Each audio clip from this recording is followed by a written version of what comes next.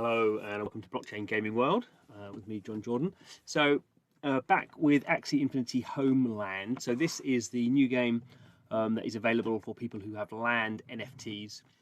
It's a totally off-chain game, so no NFTs, no on-chain components, at least at the moment. Very much an alpha, but sort of interesting. So I'm sort of getting the hang of it. I wouldn't say I fully understand it, but sort of getting the hang of what's going on here. So it's sort of like a base building type game. Very focused on resources. So there are some basic resources. There's gold, wood, and stone. So if you've seen some of these other videos, it's interesting. Actually, it's quite nice. These trees, as you chop them down, you get fewer trees because you've just chopped them all down. You get these sort of stone to mine. That disappears as well, or they seem to grow as well. So so it's sort of interesting. There's some ore that you can get, but not on your own ground. You have to go somewhere else to get that. So you're sort of mining these resources, and then you're building up some of these other things. So you can see here there's some growing of crops going on here, and then we might go in here and produce some sort of coal for some sort of metal work. Haven't really got that far yet. What else we got here? There's a hemp hut. Well, what we're going to do with that one? That's where they're going to take shelter. Okay. So various of these buildings. Some of them are for storage. It's a bit clinky to sort of click on these things actually, so I may have some problems clicking on things. And now I've got 3 Axies. So I used to only have 2, and now I've leveled up on this. So yeah, you make new buildings, and then that gives you new assets to do. Should build some roads actually at some point, but let's not do that. So the sort of, it is a very early sort of game in terms of the functionality of it, and you can sort of see it's very somewhat sort of nascent, somewhat sort of unsophisticated in terms of how the game structure works, because that's not, it's not fully designed to be an exciting sort of strategy game. You're just basically sort of building out these resources and just sort of progressing. It's a sort of progression game. You can imagine over time, these things may be on chain. So we can have a look at things I'm supposed to be doing. So my daily quests. I've done a few of these things. I've produced 30. So I've gathered some resources 15 times. I've produced these materials. So the gold is sort of really important. So to finish, you have to sort of do these quests to get the gold. You need the gold particularly to build the buildings. You also need other resources. You can see here with this one, I'm going to get some copper and some iron, I think. So what else? Craft 15 items and then sell to the adventurer. So things I need to do. So I have opened the adventurous stuff. This one actually. So here we can see this is the storage. So I've only got 19 wood. I can actually have 125. So we can see sort of where they're being kept. I've got 47 stone.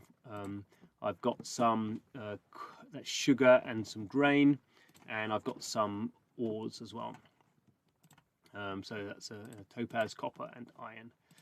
So that's the sort of basic things you need to build stuff. And then the interesting bit here, I've not really got this very far into this one, is these adventurers. So basically these are guys that you send off on their way, and you're supposed to sort of make stuff for them so they can go and get you more things. So I sent this adventurer, I gave him some grilled corn, and it didn't do very much, and he got slimed, so he's dead.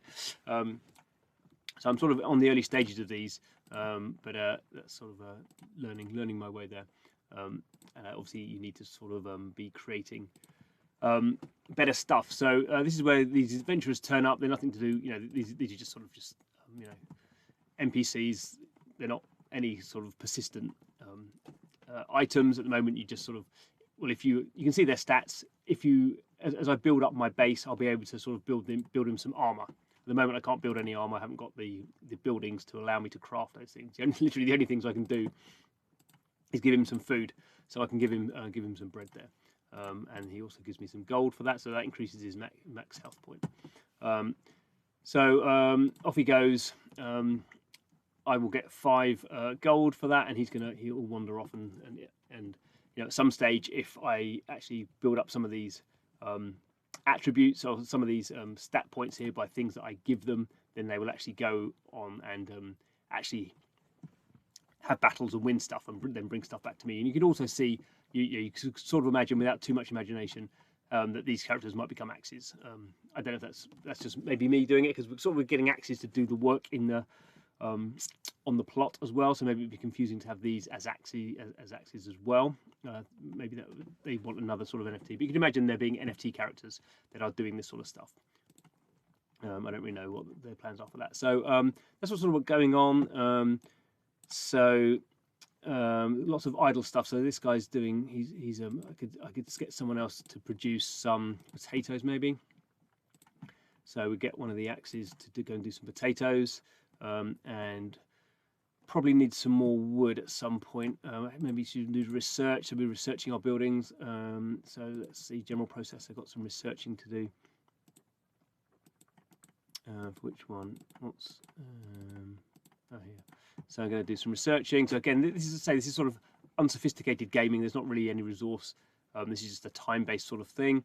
But it's sort of a first pass, I suppose. So let's get this last one to do some trees, and I can just stack something in the queue there. So that's what's going on that plot. I can go and have a look at my other plot. I've got an ice plot as well, which is not as developed. So it's only got 2 Axies in here, and I tend to focus on the other one because that's more advanced. Probably some research I could be doing here. Is there yet housing? I need to research the hemp hall, and I need to sell some more stuff to adventurers, but that's on the other plot. So here I'm just going to get these guys collecting wood. Again, it's sort of a nice sort of touch, but not massive. If I click on the plots, it sort of tells me here that in this ice one, crafting is quicker. So it's 10% quicker to craft, and non-productive structures are quicker. So this is sort of ice will be a good place to do my crafting and get more ore. Whereas this one is better for architecture. So as I sort of, you could imagine people having different plots of land for different, customizing different things. So on the ice one, I need to be doing more metalwork stuff, and on the green fields, I need to be doing more agriculture. So you can imagine certainly sort of guilds and stuff with many sort of land plots, sort of, optimizing how they're gonna run these things. I mean, I've only got 2, so there's not really a lot of optimizing to be done. But anyway, it's nice actually. It's quite sort of compelling. Obviously, it's an idle game. You don't really do anything. It's just time based. As a very early stages, this is sort of I think a first pass of what Sky Mavis is thinking about how Axie Land gameplay will work. There is another whole project called Project L, which will merge into this one, I imagine, at some point. But it's sort of it's nice. It's just nice having had some NFT land to have something you can do with it, and it's I think sort of a pleasant game. Probably would be better in the end not to be. This is a PC download game. It's a little bit unstable actually. Have some problems with it. Sort of if it's not open as a window, it doesn't like being minimised, which alpha software, I suppose. This would work much better on mobile, as idle games do. But you can kind of see how how Axie is expanding out from what is a action battle game, card based sort of battler. These other elements are being layered on, so that's interesting to see. Anyway, thanks for watching. See you again soon.